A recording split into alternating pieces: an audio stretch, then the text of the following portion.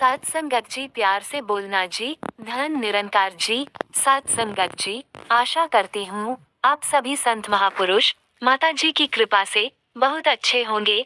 आप सभी का एक बार फिर से स्वागत है आपके अपने ही चैनल पर एक और नई साखी के साथ। आज का विषय है, सेवा करने से संतों का जीवन जरूर बदल जाता है। साखी का विषय यही है, तो चलिए सुनते हैं आज की ये साखी। साथ संगत जी, संतों महापुरुषों जी, ये कहानी बहुत समय पहले की है। किसी नगर में एक राजा रहता था। उस राजा की 7 बेटियां थी। साथ संगत जी, उस राजा के राज्य में प्रजा बहुत सुखी थी। उसके राज्य में प्रजा को कोई तकलीफ नहीं थी। एक दिन राजा के दिमाग में एक विचार आया।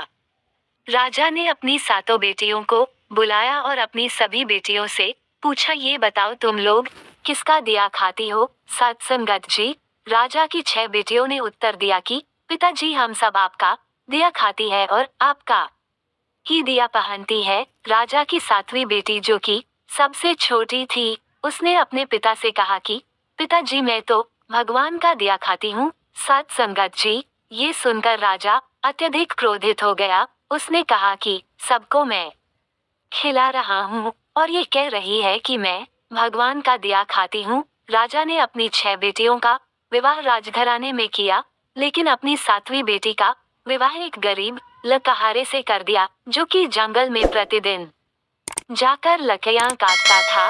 साथ संगत जी, वह किसी कारणवश बीमार हो गया था। वह लकहारा एक कदम भी आगे नहीं चल पा रहा था। इतनी दयनीय स्थिति उस लकहारे की हो गई थी। ऐसे लकहारे से उस राजा ने अपनी छोटी बेटी का विवाह कर दिया। राजा ने अपनी बेटी से कहा कि तूने ही बोला था न कि मैं भगवान का दिया खाती हूँ, तो अब तू उसी का दिया खा। वो लड़की भगवान की इच्छा मानकर खुशी खुशी उस गरीब लकहारे के साथ रहने लगी। वो लड़की प्रतिदिन जंगल से लकड़ियां काटकर बाजार में बेचती। साथ संगत जी, उससे जो पैसे मिलते, उस पैसे से अपने पति के लिए दवाइयां तथा खाने के सामान के साथ साथ दूध भी लेकर आती। साथ संगत जी, लकहारे की पत्नी ने उसी जंगल में एक कुटिया बना लिया एवं उसी कुटिया में दोनों लोग रहने लगे। लकहारे की पत्नी बहुत दयावान थी।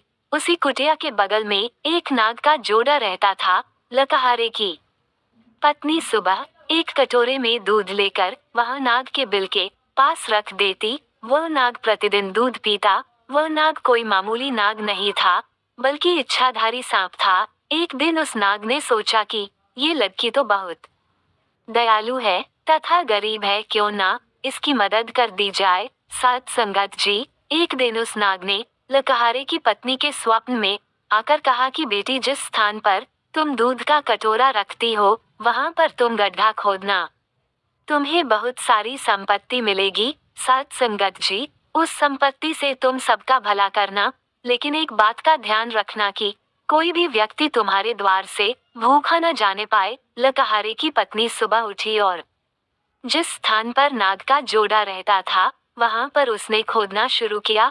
साथ संगत जी, उसकी पूरी तकदीर बदल गई। उसे इतना ज्यादा सोना मिल गया कि उस धन से उसने एक महल बनवाया। उसने पूरा एक नगर ही बसा लिया।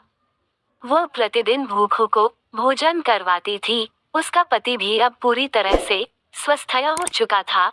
एक दिन लकहारे की पत्नी सबको भोजन करवा रही थी, तब उसने देखा कि लाइन में सबसे पीछे उसका पिता। साथ संगत जी, उसकी 6 बहनें भी लगी हुई थी। उसने सबको पहचान लिया और अपने पिता से पूछने लगी कि पिताजी, आपकी ऐसी हालत कैसे हो गई? साथ संगत जी, उसके पिता ने कहा कि बेटी, मेरा सारा राजपाट छिन गया। तुम्हारी इन 6 बहनों को इनके पतियों ने धक्के मारकर अपने राज्य से बाहर निकाल दिया।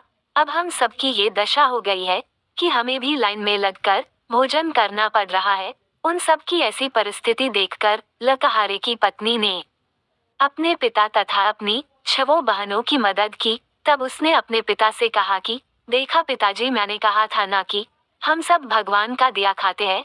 साथ संगत जी, उसके पिता ने कहा, तुमने सही कहा था। अब मुझे भी विश्वास हो गया है कि हम सब भगवान का दिया खाते हैं। साथ संगत जी, इस धरती पर जब कोई बच्चा जन्म लेता है, तो वह अपने भाग्य को भी अपने साथ लेकर आता है।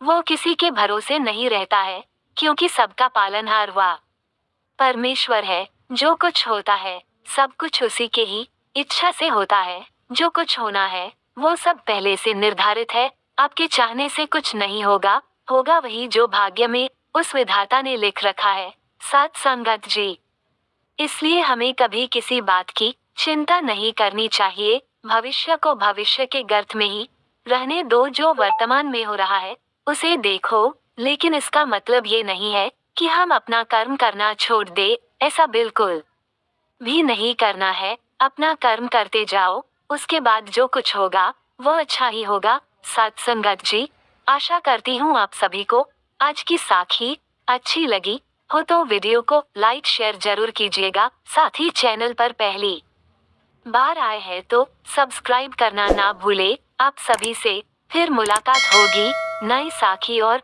विचारों के साथ। तब तक के लिए खुश रहिए, सेवा सिमरन सत्संग करते रहिए, माता जी के चरणों से जुड़े रहिए। प्यार से बोलना जी। धन निरंकार जी।